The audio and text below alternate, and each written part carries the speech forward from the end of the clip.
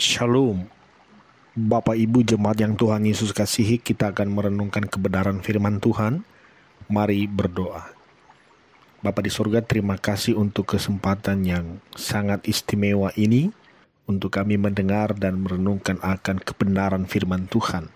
Sebelumnya kami memohon Tuhan anugerahkan kuasa Roh Kudus untuk menolong memampukan kami untuk mempedomani firman-Mu dalam kehidupan kami. Terima kasih ya Tuhan, berfirmanlah, kami siap mendengarnya. Amin. Kisah Para Rasul 15 ayat 39. Hal itu menimbulkan perselisihan yang tajam sehingga mereka berpisah dan Barnabas membawa Markus juga sertanya berlayar ke Siprus. Tetapi Paulus memilih Silas dan sesudah diserahkan oleh saudara-saudara itu kepada kasih karunia Tuhan, berangkatlah ia mengelilingi Syria dan Kilikia sambil meneguhkan jemaat-jemaat di situ. Saudara-saudara, melalui bacaan ini kita merenungkan dengan tema jangan berkonflik. Bapak Ibu Saudara jemaat yang Tuhan Yesus kasihi, umumnya terjadinya sebuah konflik karena kesalahpahaman dan komunikasi yang buruk. Entah apapun penyebabnya, setiap kita berpotensi mengalami masalah dengan orang lain. Karena itu kita harus siap menghadapinya. Namun pertanyaannya, bagaimana kita menangani konflik tersebut? Sebagai orang percaya, kita harus mengedepankan win-win solution.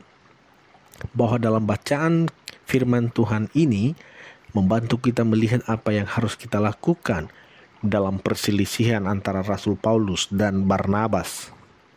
Bahwa Rasul Paulus ingin kembali ke kota-kota tempat ia dan Barnabas berkhotbah melayani untuk melihat bagaimana perkembangan keadaan para murid di kota-kota itu. Barnabas bertekad kekeh untuk membawa Markus bersama mereka dalam perjalanan ini. Sebelumnya, Markus telah pergi bersama Rasul Paulus dan Barnabas pada perjalanan pelayanan mereka yang pertama sekalinya. Tetapi sebelum sampai tujuan, Markus kembali ke Yerusalem. Sementara Barnabas berharap besar untuk membawa Markus dalam perjalanan itu bersama mereka lagi untuk perjalanan berikutnya. Tetapi Rasul Paulus bersikeras agar mereka tidak membawa Markus bersama mereka, karena Markus telah meninggalkan mereka pada perjalanan pertama mereka. Ayat 39 memberitahu kita bahwa pertikaian itu berubah menjadi perselisihan yang tajam antara Rasul Paulus dan Barnabas. Barnabas mengatakan bahwa Markus pergi bersama mereka terakhir kali dalam perjalanan itu, dan Markus siap untuk pergi lagi.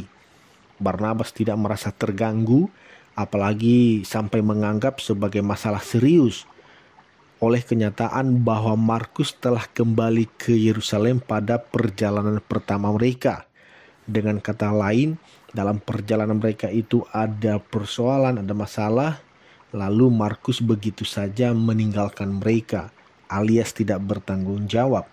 Akan tetapi, pun Barnabas demikian, Rasul Paulus tetap tidak ingin Markus ikut.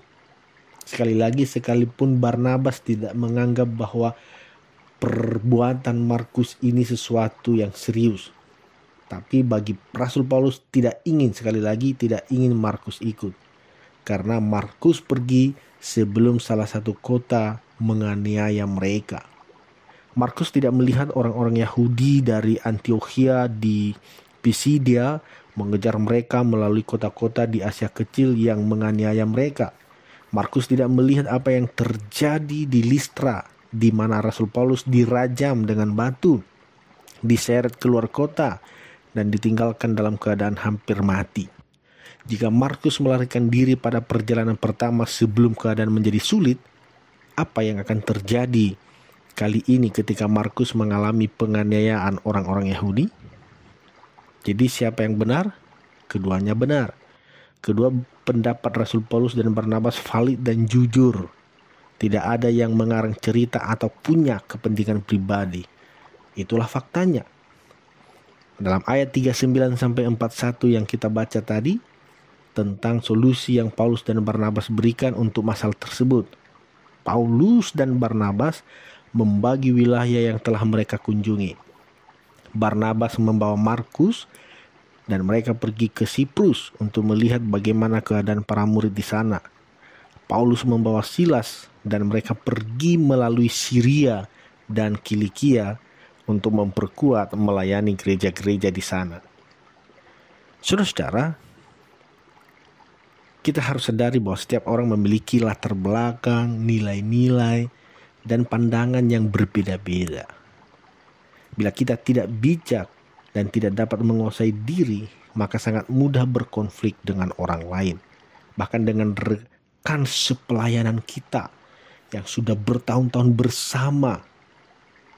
Seperti yang dialami oleh Rasul Paulus dan Barnabas. Karena itu, sekali lagi mari penting untuk memastikan bahwa kita adalah orang yang mampu mengelola setiap persoalan, bahkan mengelola emosional diri kita sendiri. Kita harus menyadari bahwa kita tidak akan mempercayai semua hal dengan cara yang sama. Paulus dan Barnabas berbeda pendapat tentang apa yang harus dilakukan terhadap Markus. Namun, mereka bersatu di bawah tujuan yang sama, yaitu Kristus Yesus, dan keinginan mereka untuk membantu para murid baru di kota-kota yang mereka layani sebelumnya. Paulus dan Barnabas memiliki pekerjaan yang harus dilakukan bagi Tuhan, dan perbedaan pendapat mereka tidak akan menghentikan mereka dari pekerjaan, yaitu melayani Tuhan. Demikian renungan firman Tuhan, mari berdoa. Bapa di sorga, terima kasih untuk kebenaran firman-Mu. Kami sungguh memohon, anugerahkan kami kuasa Roh Kudus-Mu untuk membimbing, mengarahkan kami, bahkan membuat kami mampu menguasai diri, sehingga jauhlah yang namanya konflik bagi kami. Dan sebagaimana renungan firman Tuhan ini, biarlah kami menjadi pribadi yang sungguh pribadi yang memuliakan Tuhan.